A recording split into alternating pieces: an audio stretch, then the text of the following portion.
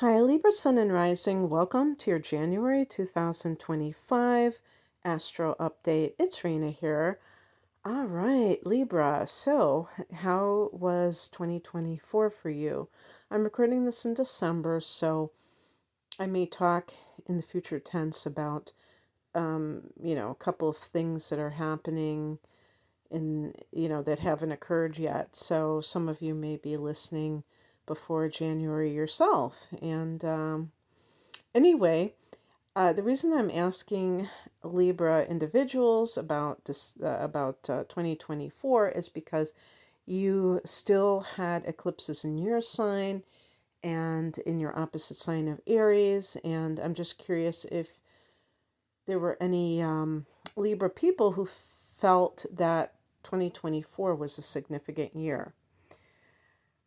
We end 2024 with what is called a black moon, which is the second new moon in a month. In the month of December, we have one in Sagittarius at the beginning, and now we have at the tail end of the month, we have this black moon, and it's at 9 degrees of Capricorn. And for Libra individuals, this is your fourth house of home and family. So there can be some family issues that are going on. Of course, this is right after Christmas, right when the holidays are going on. So this could involve a new residence for you. If you are someone, maybe you have had some issues with your housing in the past 16 years with Pluto having, run a freight train through there of some sort, but you definitely have had some intense stuff going on with Pluto in the fourth house, and maybe this is kind of the sigh that you're taking, the sigh of relief that now that Pluto has left that area. But just remember, Pluto's now in your fifth house. So if you're single, that could be very interesting in terms of who you meet, the kind of person you fall in love with. But, we're not going to even go there right now. So, so what is going on with you? And this is about your housing, new developments. It can be your mother, the fourth house. Some people say the father. And maybe you're coming to new understanding with this parent, because maybe with Pluto in that house, you had to really purge your childhood, and that helped you and helped that parent, the both of you forge a different sort of relationship that might be a bit healthier in a lot of ways. So on the 2nd of the month, Venus goes into Pisces. For you, this is a 6th house of health and or wellness and your work. Okay. Venus in the 6th house can be even romance on the job. This is your ruler, Libra. So, you should sit up and take notice when Venus is in the 6th house. This is very good for money. Venus is connected to money, so you might get a raise or a bonus. This can be harmonizing or harmonious influences with coworkers. Maybe you make a friend with a coworker. If it's a new person, you could be like, hey. Now, it's important to note that you have other planets that have been here for a while, namely Neptune and Saturn. Neptune has been there the longest. Neptune entered its own sign of Pisces in 2011. So here we are, the beginning of 2025. Actually, Neptune will go into Aries, your opposite sign, in 2025. And that could be good for, meeting your soulmate or falling in love with your soulmate. 5th house is actually falling in love, but 7th house is committing to a soulmate. I still think that you can meet that person, because remember that this is a generational planet, Neptune. So that can be something where you meet that person And it's not that you're going to marry them, right away, but you at least encounter them. But you have, 15 years or however long it's going to be in Aries for that to happen. But right now it's in your sixth house. Maybe you meet them on the job. um, and Saturn is here as well, and Saturn is helping you to be willing to do the hard work it takes to make your work successful, laying down that foundation. And even on the physical level with health. I mean, when Saturn is in the sixth house, a person may encounter some sort of health challenge, but then they have the discipline to deal with it. On the third, Mercury comes out of its shadow in Sagittarius. This is your third house, the house that Mercury rules, one of the houses it rules. It actually rules the sixth house that I was just talking about as well. But it does come out of its shadow period. So if you had any kind of issue with internet, if you have a website and it got messed up, this should be, or electronics, and no, any form of communication. Social media is the third house. And there was some kind of snafu. This should really start to make everything get a lot better fast. Also, if you are in sales, I mean, that could have been the third house. If you had some kind of misunderstanding with siblings, that should be rectified in some way. On the 6th, Mars goes back into Cancer. It started its retrograde in Leo, which is your 11th house. Now it's going back into your 10th house of career. So, with Venus in the 6th house, this could add some kind of artistic type of work that you're doing. And so with Mars back into this area, you may be attempting to do something artistically, maybe that you had tried before and maybe like abandoned, because Mars can be redoing something. Watch for any kind of issue with people in positions of authority, because Mars retrograde here could be that that you feel a sense of covert hostility. And Libra as a sign doesn't really like to show anger to begin with,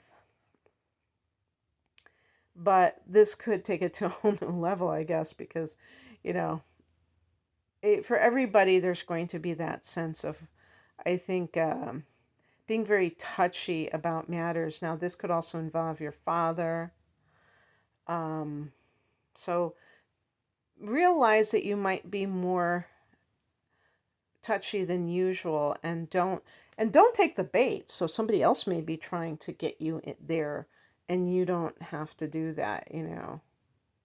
You might be better off biting your tongue until you have that direct motion of Mars, because then it's easier for you to take action. So like in the workplace, you might feel between a rock and a hard place. You might feel like you want to quit, but you realize it's not the right time. You realize that things feel a little bit off kilter, and there may be reasons in your personal life that you don't want to quit as well. Mars will go direct, I should say, on the 23rd of February, and from then on, it will still be in its shadow phase. It's post-retrograde shadow phase, but gaining strength every day, and you may feel more inclined to take action that you feel is going to have results that are actually going to do something, like rather than spinning your wheels. And Mars finally comes out of its shadow in early May. So it will take a while, that's for sure. On the 8th, but I mean, if you feel like frustrated about how your career is going, don't, be too abrupt about it, because it's one of those things where it's like it's slowing down so that you can do your part, if need be, to shore things up. On the 8th, Mercury goes into Capricorn. So Mercury is going into that 4th house. Interesting. So you have Mars in the 10th and Mercury in the 4th, but Mars is retrograding. Okay. So Mercury in the 4th could be communicating with the mother. There might be some sort of back and forth between your parents for whatever reason. Maybe you're confiding to your mother about your father and the situation going on there. Or you could be putting more of your thought into your home environment rather than your workplace, because you may feel like your workplace isn't really a place that you're meant to be focusing on at the moment. It's more about coping with delays or whatnot. But on the 13th, we have a full moon at 24 degrees of Cancer, and this can bring things, this can heighten the emotions as it pertains to your domestic situation. This could be a time when you're even in the phase of moving, and it could come very quickly because Mars will be in conjunction with this full moon at this time. Oh, I'm sorry. I said home. I'm sorry. This is in your 10th house of career. So it's very important, because Mars is in conjunction with this and that your emotions are heightened, that you are not doing something out of emotion. It doesn't mean that it isn't ever right to make changes, but it just might mean that you're not thinking clearly because you're very emotional. So what I said about moving, that could be definitely something that you may have even already did right before the new year with that black moon in that domestic area. But this is about your future with your career, because full moons can bring things to fruition. Actually, I mean, this could be rewarding your ambition, which we could assign to Mars, and the full moon can, the 10th house can be like, with the full moon here, could be like recognition, career-wise. So there could be something along those lines, but it could also be that drama increases, because when the full moon is in Cancer, Cancer is a sign that can sometimes be hypersensitive, and the person can sometimes feel sorry for themselves. They can feel like a martyr. You might feel like, I don't have enough recognition. I'm not, maybe you had hoped to get a promotion and somebody else got that promotion, and you're feeling sorry for yourself. And you're like, why is this happening? It could be something like that. So it's very important to put everything in proper perspective, because you may be like tempted just to chuck it all and do something very rashly. On the 19th, the sun goes into Aquarius, and this is significant. I was kind of touching upon this with the 7th house, because this is your opposite house. I'm sorry, I don't mean opposite house. This is your 5th house of love and creativity. And this is going to form a conjunction with Pluto, which is at 1 degree of Aquarius at this time. So why is this significant? Well, the sun is our sense of self, and Libra is one of those signs that does tend to drift into codependency, simply because you rule the house of the couple. So it is natural for you to want to be in a relationship. That's just how it works for you. However, you don't want to be that kind of person who will do anything to keep your relationship afloat, because that could be disastrous in some cases, very destructive to yourself. So this gives you that empowerment if you've been pining away for someone, if you have been dealing, I mean, this could be even you dealing with a marriage situation where your love is almost like your enemy, because you love someone who may not be good for you, and you need that sense of loving yourself, which we would associate with the sun. So this can be a very empowering time, because they're joining forces, and so for the next month this can be a theme for you.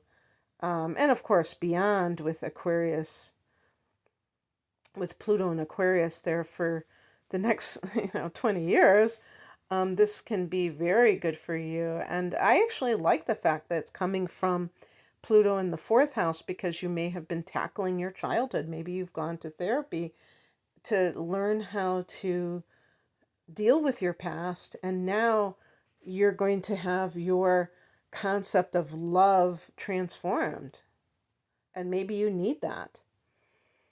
On the 27th, Mercury goes into this sector, so you could be talking to a potential love interest. You could be writing creatively, going to see plays. On the 29th, you have a new moon here at 9 degrees of Aquarius. So maybe some of you will potentially have new love come into your life, or if you are artistic in any way, you will be creating a new piece of art. On the 30th, Uranus turns direct at 23 degrees of Taurus. Uranus is the ruler of Aquarius, and so that, there you have that kind of synchronicity going on. I was just thinking, I think I might start saying Uranus, as I hear some astrologers doing, because first I used to say Uranus, and I was thinking of your anus, not mine. And then I would say Uranus, and it sounds like urinal. It's funny because when I was a little girl, I was always fascinated by the boys' restroom, because it was different than the girls, right? And the girls were not allowed to go into the boys' restrooms. So I remember in preschool I got in trouble from the teachers for going into the boys' restroom, and I knew I was being naughty. I was kind of a naughty little girl in many different ways. I was always kind of like trying to push my what the rules a little bit. So the reason I thought about urinal is because recently I was in this unisex bathroom, or now sometimes they say all genders. They could just say unisex, but they say all genders. And there was a urinal there, and I remember as a little girl sitting on the urinal just to see what it was like to sit on a urinal. Oh, I know, that was very almost random, right? But anyway, Uranus is turning direct at 23 degrees of Taurus, and for Libra, this is your 8th house. So some of you may be having supernatural experiences that you can't explain, and maybe it was getting to the point where it felt like, pushing back on it, because Libra, not that I think Libra is a conventional sign, but because you're an air sign, I think that you really favor the intellect, or really attached to your intellect, and you may try to explain this away. But I think that making peace with the fact that there are some things that we can't intellectually quantify or what have you is good, because then you can, make it okay to actually have this happen in your life. And it is okay. And you can even embrace it. All these kinds of things. Now, this can even be when Uranus is in your 8th house, you may get some kind of unexpected, like, what do you call it?